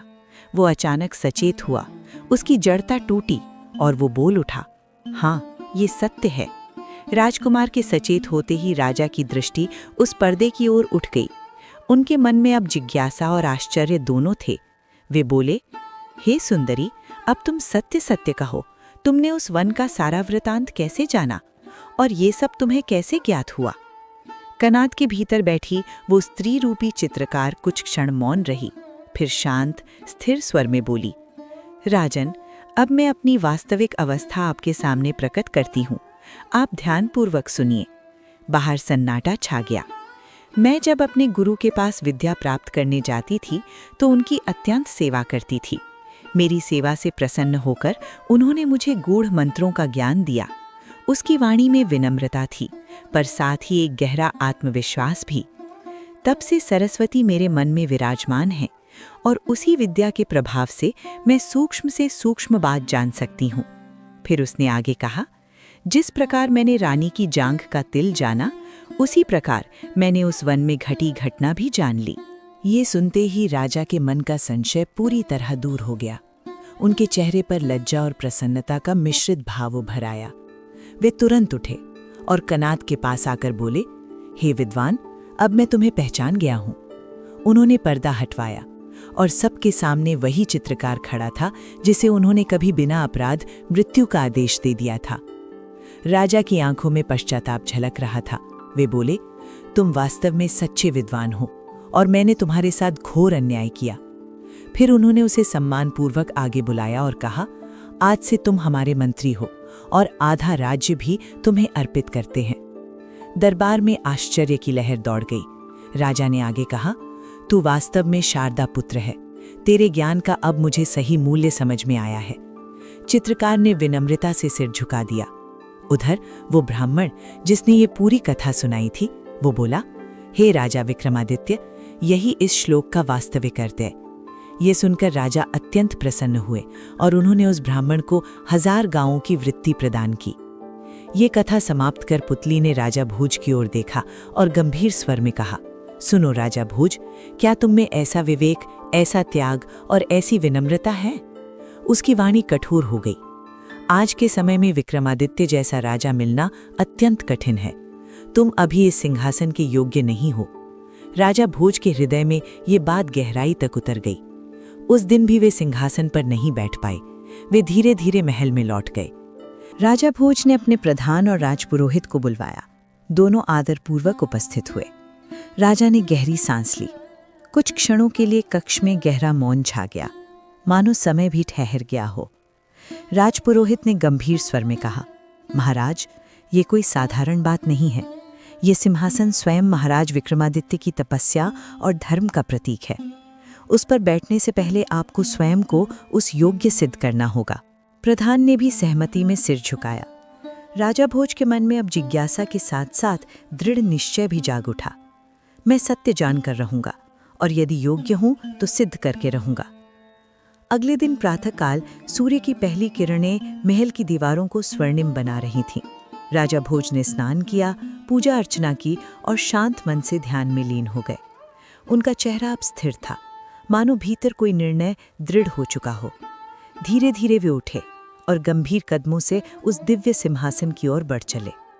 सिंहासन आज भी उतना ही तेजस्वी था, मानो स्वयं देवताओं की आभा उसमें समाई हो। राजा उसके सामने आकर ठहर गए। उन्होंने अपने प्रधान को बुलाकर दृढ़ स्वर में कहा, अब मेरा मन चाहता है कि आज मैं इस सिंहासन पर किसी भी कीमत पर बैठूं, इसलिए तुम तुरंत कोई शुभ मुहूर्त देखो। प्रधान ने राजा की ओर देखा। उनकी आंखों में चिंता स्पष्ट थी। वह धीरे से बोला, महाराज, आप अवश्य बैठ सकते हैं, पर स्मरण रहे, ये पुतलियां आपको बैठने नहीं देंगी। ये सुनकर क्षण भर के लिए वातावरण भारी हो गया। राजा भोज कुछ पल के लिए मौन खड़े रहे, पर फिर उनकी आंखों में दृढ़ता की चमक लौट आई। उन्होंने एक कदम आगे बढ़ाया ही था कि अचानक सिंहासन से एक दिव्य आभा प्रकट हुई और उनमें से एक सुंदर तेजस्विनी पुतली जीवंत हो उठी। वो थी सुंदरवती, 16वीं पुतली। उसकी आवाज में मधुरता भी थी और चेतावनी भी। पुतली दृढ़ स्वर में बोली, सुनो राजा भोज। उसने गंभीर दृष्टि से उन्हें देखा। मैं तुमसे विचार करके एक कथा कहती हूँ, जिसे सुनकर तुम स्वयं निर्णय करोगे कि तुम इस सिंहासन के योग्य हो या नहीं। राजा भोज सावधान हो गए। वह पुतली ने कथा आरंभ की। महाराज वीर विक्रमादित्य की उज्जैनी नगरी में 36 कौम और चारों वर्ण अपने अपने धर्म और कर्म में रमे हुए थे। महावैभव, व्यापार और संस्कृति का अद्भुत संगम दिखाई देता था। उसी नगरी में एक महान नगर सेठ रहता था, जिसकी धन संपत्ति का कोई अंत न था, पर उससे भी अधिक उसका यश और प्रताप दूर दूर तक फैला हुआ था। वह केवल धनवान ही नहीं, बल्कि उदार हृदय का स्वामी भी था। नगर के लोग जब भी किसी संकट में पड़ते तो सबसे पहले उसी के द्वार पर जाते, और आश्चर्य ये था कि कोई भी व्यक्ति वहां से खाली हाथ नहीं लौटता था। उसका व्यवहार इतना मधुर और न्यायपूर्ण था कि लोग उसे केवल सेठ नहीं, बल्कि अपना हितैषी मानते थे। उसके घर में एक ही पुत्र था, रत्नसेन। नाम के अनुरूप ही वो सचमुच रत्न के समान था, अत्यंत सुंदर, तेजस्वी और विद्या में निपुण। उसकी आंखों में विनम्रता थी, वाणी में मधुरता और आचरण में ऐसी शालीनता कि जो भी उसे देखता मन ही मन उसकी प्रशंसा किए बिना नहीं रह पाता। सबसे बड़ी बात, वह अपने माता पिता की आज्ञा का पालन दिन रात बिना किसी प्रश्न के करता था। समय बीतता गया और एक दिन नगर सेठ के मन में एक विचार जागा। अब मेरे पुत्र के विवाह का समय आ गया है, क्यों ना उसके लिए एक सुयोग्य, सुंदर और कुलीन कन्या खोजी जाए। ये विचार आते ही उसने विलंब नहीं किया। उसने नगर के श्रेष्ठ ब्राह्मणों को बुलवाया और गंभीर स्वर में कहा, हे ब्राह्मणों, तुम देश देशांतर में जाओ। जहाँ कहीं भी तुम्हें एक सुंदर, संस्कारी और कुलीन कन्या मिले, वहाँ का तिलक लेकर मेरे पास आओ। जो ये कार्य सफलतापूर्वक करेगा, उसे मैं भरपूर धन और सम्मान दूंगा। ये कहकर उसने उन्हें पर्याप्त धन यात्रा व्यय के लिए दिया और आशीर्वाद देकर विदा किया। ब्राह्मण चारों दिशाओं में निकल पड़े। हर नगर, हर गांव में योग्य कन्या की खोज शुरू हो गई। इन्हीं ब्राह्मणों में से एक ब्राह्मण को एक अद्भुत समाचार प्राप्त हुआ। उसे ज्ञात हुआ कि समुद्र के पार एक अत्यंत धनी सेठ रहता है और उसकी पुतली अनुपम सुंदरी है, जिसके लिए वो भी योग्य वर की तलाश में है। ये सुनते ही उस ब्राह्मण के मन में आशा की किरण जाग उठी। उसने बिना समय गंवाए एक जहाज का सहारा लिया और अथाह समुद्र को पार करने के लिए निकल पड़ा।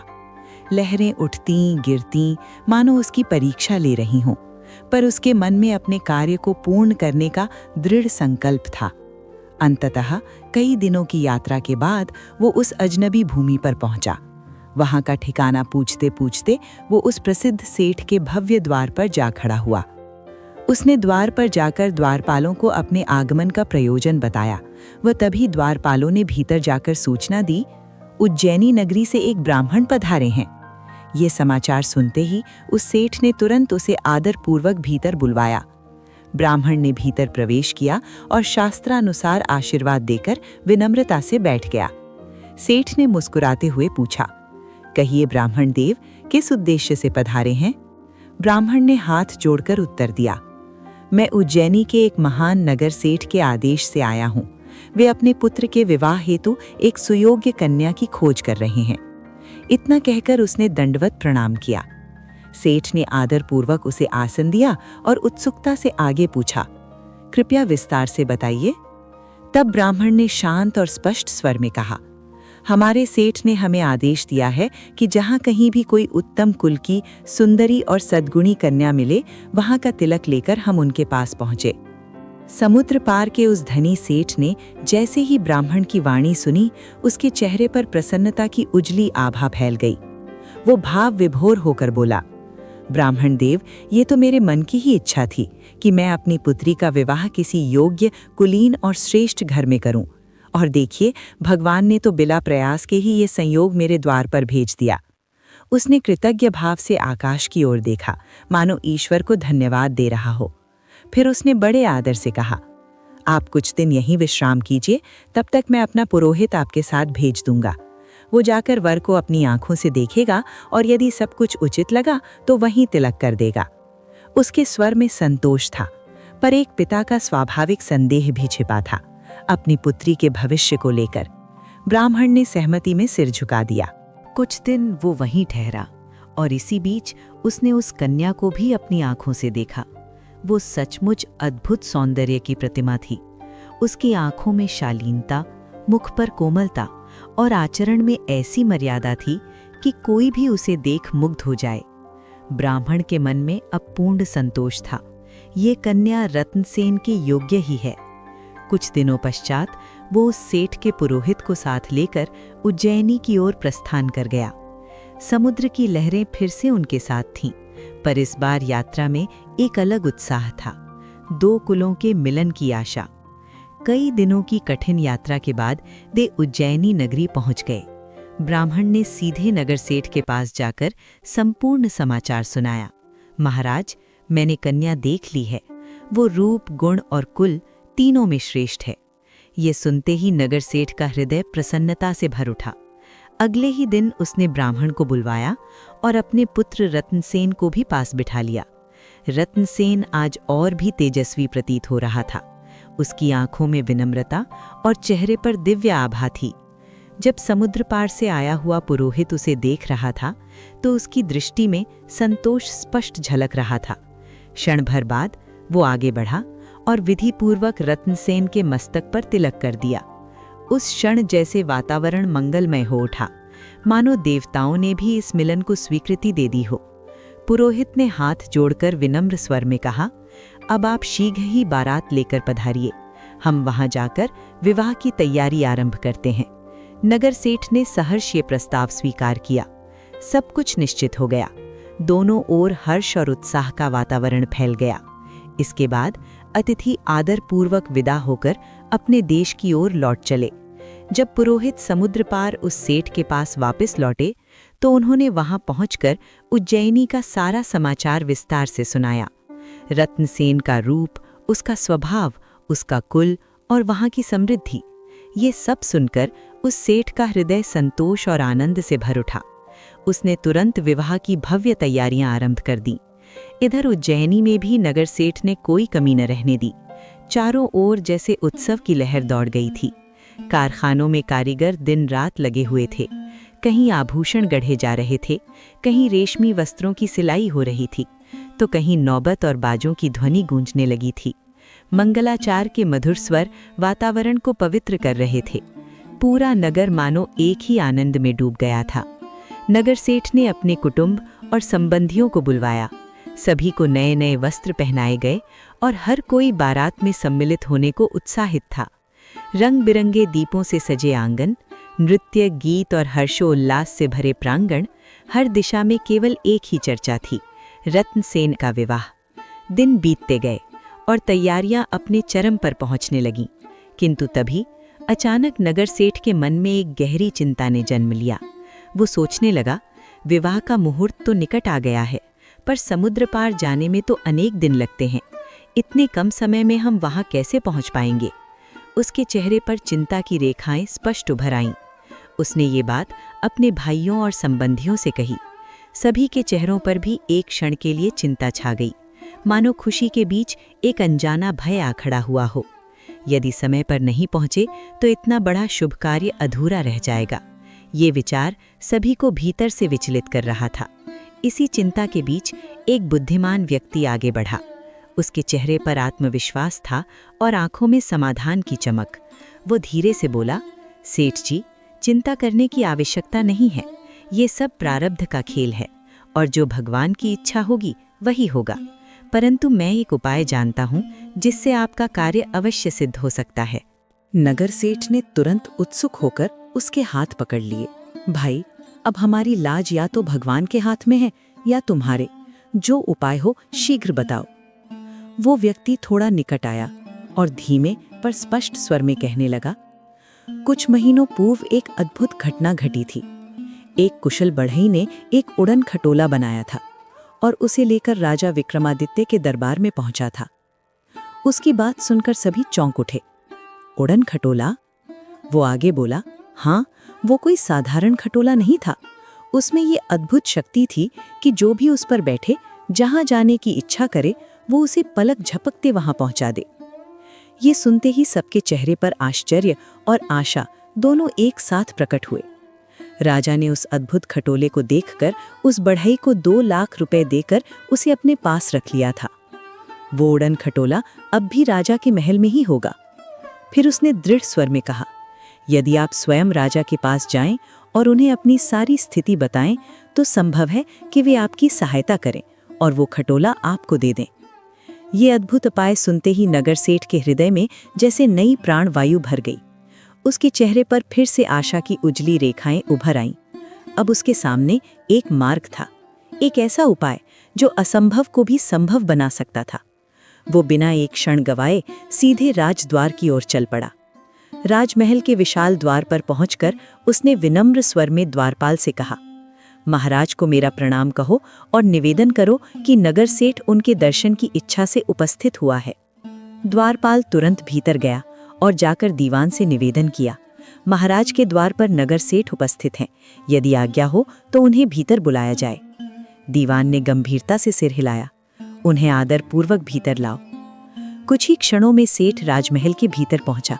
वहां पहुंचते ही उसने दीवान को दंडवत प्रणाम किया। उसकी वाणी में विनम्रता थी और चेहरे पर चिंता की हल्की छाया। वो हाथ जोड़कर बोला, महाराज के दर्शन की अभिलाषा से आया हूं और एक अत्यंत आवश्यक कार्य भी है। दीवान ने शांत स्वर में उत्तर दिया, महाराज इस समय अंतःपुर में हैं, पर तुम अपनी बात कहो, मैं अवश्य उन तक पहुंचाऊंगा। ये सुनते ही सेठ का मन जैसे बैठ गया। उसकी आंखों में उदासी झलकने लगी। वो भारी स्वर में बोला, मेरा अत्यंत आवश्यक कार्य है। मेरे पुत्र का विवाह निश्चित हुआ है, परंतु वधू का घर समुद्र पार है और केवल 4 ही दिन शेष हैं। उसकी आवाज भरा गई, यदि हम समय पर नहीं पहुंच पाए तो मेरे कुल की बड़ी निंदा होगी और ये अपमान मैं सह नहीं पाऊंगा। सेठ की व्यथा सुनकर दीवान का हृदय भी द्रवित हो उठा। वो तुरंत उठकर राजा के पास गया और पूरी स्थिति विस्तार से उन्हें सुनाई। राजा ने ध्यानपूर्वक सब कुछ सुना। उनके मुख पर करुणा और उदारता की गहरी छाया थी। कुछ क्षण सोचकर उन्होंने आदेश दिया, उस नगर सेठ को हमारा उड़न खटोला दे दिया जाए और जो कुछ भी वो चाहे उसकी यात्रा के लिए संपूर्ण व्यवस्था की जाए। राजा का ये निर्णय सुनकर दीवान के चेहरे पर भी प्रसन्नता आ गई। वो तुरंत बाहर आया और सेठ को ये शुभ समाचार सुनाया। ये सुनते ही सेठ की आंखों में आनंद के आंसू छलक उठे। वो भावुक होकर बोला, महाराज की यही कृपा मेरे लिए पर्याप्त थी। उनकी दया से मेरा कार्य सिद्ध हो गया। शीघ्र ही राजाज्ञा से वो अद्भुत उड़न खटोला संपूर्ण साज सज्जा सहित सेठ को सौंप दिया गया। सेठ ने श्रद्धा से उसे ग्रहण किया, मानो उसे स्वयं भगवान का आशीर्वाद प्राप्त हुआ हो। वो खटोला लेकर अपने घर लौटा और तुरंत ब्राह्मण को बुलवाया। फिर अपने पुत्र रत्नसेन व ब्राह्मण को साथ लिया और दृढ़ निश्चय के साथ उस दिव्य उड़न खटोले पर तीनों सवार हो गए।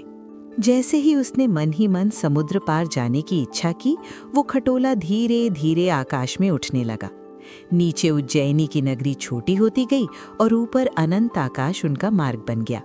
अब वे समय और दूरी की सीमाओं को पार करते हुए एक अद्भुत यात्रा पर निकल चुके थे। आकाश मार्ग से चलता हुआ वो अद्भुत उड़न खटोला कुछ ही समय में समुद्र पार उस नगरी के ऊपर आ पहुंचा। धीरे धीरे वो नीचे उतरा और जब नगर सेठ रत्नसेन और ब्राह्मण वधू के नगर में पहुंचे तो उन्होंने जो दृश्य देखा वो अत्यंत आश्चर्यजनक था।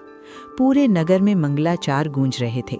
हर गली, हर द्वार सजा हुआ था, मानो पूरा नगर किसी शुभ घड़ी की प्रतीक्षा में सांसें थामे खड़ा हो। लोग बार बार मार्ग की ओर देख रहे थे, जैसे किसी प्रिय अतिथि की प्रतीक्षा हो। और तभी जब लोगों की दृष्टि उन पर पड़ी तो एक क्षण के लिए सभी चौंक उठे, फिर तुरंत हर्ष से भरकर उन्हें हाथों हाथ लेने दौड़ पड़े। बारात आ गई, बारात आ गई, चारों ओर यही स्वर गूंजने लगा। वे उन्हें आदरपूर्वक एक भव्य हवेली में ले गए और तुरंत भीतर जाकर सेठ को सूचना दी। आपके संबंधी बारात लेकर पहुंच चुके हैं। ये सुनते ही वो समुद्र पार का सेठ स्वयं उनसे मिलने दौड़ा चला आया, पर जैसे ही उसकी दृष्टि उन पर पड़ी वो क्षण भर के लिए ठिठक गया। उसके सामने केवल 3 व्यक्ति खड़े थे, नगर सेठ, उसका पुत्र रत्नसेन और वो ब्राह्मण। उसके मन में अचानक संशय और खेद दोनों जाग उठे। वो धीमे किंतु चिंतित स्वर में बोला, ये क्या, आप इस प्रकार केवल 3 ही व्यक्ति आए हैं? उसके स्वर में छिपी चिंता स्पष्ट थी। इतनी बड़ी बारात और इतने कम लोग। तब नगर सेठ ने शांत भाव से आरंभ से अंत तक अपनी पूरी स्थिति उसे बता दी। समय की कमी, समुद्र की दूरी और अंत में उस अद्भुत उड़न खटोले का सहारा। सारी बात सुनते ही उस सेठ के चेहरे पर पश्चाताप की गहरी छाया उतर आई। वो मन ही मन सोचने लगा, मैंने तो इतने भव्य स्वागत की तैयारी की थी और ये लोग इतने कष्ट सहकर यहाँ पहुंचे हैं। पर उसने तुरंत स्वयं को संभाला और अपने गुमाश्ते को बुलाकर आदेश दिया, कल विवाह है और आज ही बारात की सारी तैयारी पूर्ण करनी है। ऐसा प्रबंध करो कि नगर में कोई हंसी न हो, सब कुछ वैभव और मर्यादा के अनुरूप हो। उसकी वाणी में दृढ़ता थी और आदेश मिलते ही सभी सेवक कार्य में जुट गए। रात भर तैयारियां होती रहीं, दीपों की रोशनी में पूरा नगर चमक उठा और अगले दिन वो शुभ घड़ी आ पहुंची। विधि पूर्वक बारात सजी, मंगल गीत गूंजने लगे और अत्यंत धूमधाम से रत्नसेन का विवाह संपन्न हुआ। वो दृश्य इतना भव्य था कि मानो स्वयं देवता भी आशीर्वाद देने उतर आए हों। विवाह के पश्चात कन्या के पिता ने अपनी सामर्थ्य से बढ़कर दान दहेज दिया। हाथी, घोड़े, कीमती वस्त्र, जड़ाऊ आभूषण, पालकियां और असंख्य धन संपत्ति, सब कुछ आदरपूर्वक उन्हें सौंप दिया गया। नगर सेठ ने ये सब स्वीकार किया और फिर प्रस्थान की तैयारी की। जहाज में सारा सामान सावधानी से रखवाया गया और स्वयं वो अपने पुत्र, पुत्रवधू और ब्राह्मण के साथ फिर से उसी उड़न खटोले पर सवार हो गया। क्षण भर में वो खटोला आकाश में उठ गया और देखते ही देखते उन्हें लेकर वापस उज्जैनी की ओर उड़ चला। जब वे अपने नगर पहुंचे तो वहां एक बार फिर नए सिरे से विवाह का उत्सव मनाया गया। नगर में फिर से आनंद की लहर दौड़ गई, मानो सुख ने 2 बार दस्तक दी हो। विवाह के पश्चात नगर सेठ ने ब्राह्मणों को भरपूर दान दक्षिणा दी। स्वर्ण, रत्न, बहुमूल्य वस्त्र और तरह तरह के उपहार देकर उनका सम्मान किया। इसके अतिरिक्त उसने कुछ दुर्लभ जवाहरात, कीमती पोशाकें, बाजे गाजे और अनेक उपहार सजाकर थालों में रखवाए और 4 उत्तम घोड़े भी साथ लिए, ताकि वो स्वयं जाकर राजा को भेंट अर्पित कर सके। उसके मन में कृतज्ञता का भाव उमड़ रहा था, क्योंकि उसी राजा की कृपा से उसका असंभव कार्य संभव हो पाया था। सब कुछ साथ लेकर वो राजा के नगर की ओर चल पड़ा और साथ ही वो उड़न खटोला भी वापस ले गया, जो उसे कृपा स्वरूप प्राप्त हुआ था। जब वो राजमहल के द्वार पर पहुंचा तो विनम्रता से द्वारपाल से कहा, महाराज से निवेदन करें कि नगर सेठ उनकी सेवा में उपस्थित हुआ है। द्वारपाल ने तुरंत भीतर जाकर सूचना दी। समाचार सुनते ही राजा ने उसे तुरंत भीतर बुला लिया। नगर सेठ भीतर पहुंचा और आदरपूर्वक दंडवत प्रणाम किया। फिर उसने अपने साथ लाए हुए सभी उपहार राजा के चरणों में अर्पित कर दिए। उसकी वाणी कृतज्ञता से भरी हुई थी। महाराज, आपके पुण्य प्रताप और कृपा से मेरा समस्त कार्य सफलतापूर्वक संपन्न हो गया। अब ये दास आपकी सेवा में ये छोटी सी भेंट अर्पित करता है, कृपया इसे स्वीकार करें। राजा ने उसकी बात सुनी और उनके मुख पर एक मधुर, गंभीर मुस्कान उभर आई। वे शांत स्वर में बोले, सेठ, मेरा स्वभाव ये है कि मैं जो वस्तु एक बार दे देता हूँ उसे पुनः ग्रहण नहीं करता। उन्होंने आगे कहा, ये उड़न खटोला मैंने तुम्हें दिया था, अब वो तुम्हारा ही है, और ये जो उपहार तुम लाए हो इन्हें भी मैं नहीं ले सकता। सेठ ये सुनकर अचंभित रह गया। उसके मन में राजा के प्रति सम्मान और भी बढ़ गया।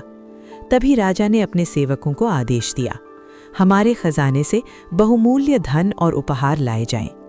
कुछ ही क्षणों में खजाने से अनेक कीमती वस्तुएं प्रस्तुत की गईं। राजा ने उन्हें सेठ की ओर बढ़ाते हुए कहा, ये सब हम तुम्हारे पुत्र को देते हैं, क्योंकि उसका विवाह हुआ है। ये हमारी ओर से आशीर्वाद और उपहार है। राजा की ये उदारता देखकर सेठ की आंखें श्रद्धा से भर उठीं। वो भावुक होकर बोला, महाराज, आपकी महिमा अपरंपार है। राजा ने स्नेहपूर्वक उसे सम्मान देकर विदा किया। नगर सेठ प्रसन्न और संतुष्ट होकर अपने घर लौट आया। परंतु ये कथा केवल दान और वैभव की नहीं थी। इसमें छिपा था एक गहरा सत्य, एक अद्भुत आदर्श और अब सुंदरवती की कथा समाप्त होते ही राजा भोज के सामने वही प्रश्न फिर खड़ा था। क्या उनमें भी वही उदारता, वही त्याग और वही विशाल हृदय है? क्या वे सचमुच उस दिव्य सिंहासन पर बैठने के योग्य हैं? इतनी प्रभावशाली कथा सुनाकर वो तेजस्विनी पुतली सुंदरवती कुछ क्षण मौन रही। उसकी दृष्टि सीधी राजा भोज के अंतर्मन को भेद रही थी। फिर वो गंभीर किंतु दृढ़ स्वर में बोली, सुनो राजा भोज, राजा विक्रमादित्य की उदारता, त्याग और महानता की बराबरी तो स्वयं इंद्र भी नहीं कर सकते थे, और तुम किस गिनती में हो? उसके शब्द तीखे थे, पर उनमें सत्य की अग्नि थी। जिस प्रकार तुमने अपने मन में ये अभिमान पाल लिया है कि तुम इस सिंहासन के योग्य हो, ये तुम्हारी सबसे बड़ी भूल है। अतः अब भी समय है, अपने इस अहंकार को त्याग दो। उसके प्रत्येक शब्द राजा भोज के हृदय पर मानो वज्र की तरह गिर रहे थे। वातावरण कुछ क्षणों के लिए बिल्कुल शांत हो गया, मानो स्वयं समय भी उस सत्य को सुनकर स्तब्ध हो गया हो। धीरे धीरे पुतली फिर उसी सिंहासन में विलीन हो गई, और उसी के साथ एक और दिन बीत गया। राजा भोज भारी मन से वापस अपने महल की ओर लौटे। उनके चेहरे पर गहरी सोच थी और हृदय में एक अनकही पीड़ा। उस रात उन्होंने किसी प्रकार समय बिताया। न नींद ठीक से आई, न मन को शांति मिली। बार बार वही शब्द उनके मन में गूंजते रहे, तुम इस सिंहासन के योग्य नहीं। सुबह होते ही सूर्य की पहली किरणों के साथ राजा भोज फिर उठ खड़े हुए। उनके भीतर एक नई जिज्ञासा थी और साथ ही एक चुनौती भी कि आज मैं फिर प्रयास करूंगा। वे स्नान पूजा कर दृढ़ निश्चय के साथ फिर उसी दिव्य सिंहासन के सामने आ खड़े हुए।